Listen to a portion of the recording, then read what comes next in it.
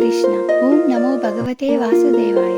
Episode 2లో భీష్ముని త్యాగం వలన హస్తినాపుర రాజవంశం కొనసాగింది. కానీ ఆ త్యాగమే కొత్త సమస్యలకు దారితీసింది. ఈ రోజు ఎపిసోడ్ లో విచిత్ర వీర్యుడి జీవితం, రాజకుటుంబంలో వచ్చే సంక్షోభం గురించి తెలుసుకుందాం.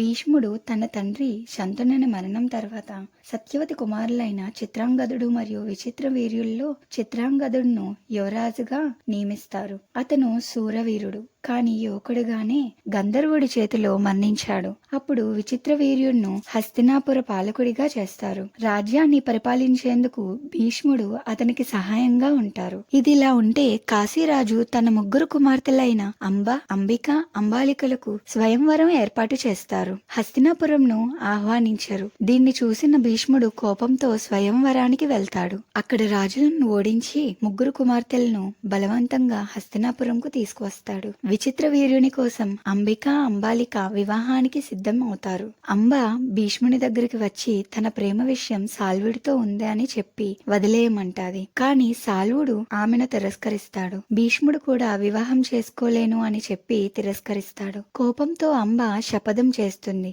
భవిష్యత్తులో నీ మరణానికి నేను కారణమవుతాను అని. అంబ శపథం చేస్తూ అగ్నిలోకి ప్రవేశించింది. విచిత్ర వీర్యుడు బలహీనంగా ఉండటం వల్ల అనారోగ్యానికి గురవుతాడు. అతను సంతానం లేకుండా చనిపోతాడు. హస్తినాపురం మళ్లీ రాజవారసత్వం సమస్యను ఎదుర్కొంటుంది. విచిత్ర వీర్యుని మరణం తర్వాత సత్యవతి భీష్ముడిని వివాహం చేసుకోమని కోరుతుంది. కాని భీష్ముడు తాను చేసిన ప్రతిజ్ఞను గుర్తు చేస్తాడు. అప్పుడు ఆమె మొదటి కుమారుడు ఋషి పరశురాముతో పుట్టిన కుమారుడైన వ్యాసుని పిలిపిస్తుంది. అతని ద్వారానే రాజవంశాన్ని కొనసాగించాలని నిర్ణయిస్తుంది. భవిష్యత్తులో వ్యాసుడు రాజవంశాన్ని ఎలా కాపాడుతాడు?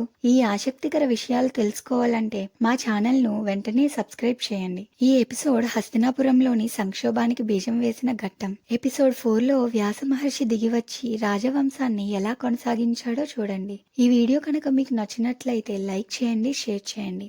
జై శ్రీకృష్ణ. Thank you.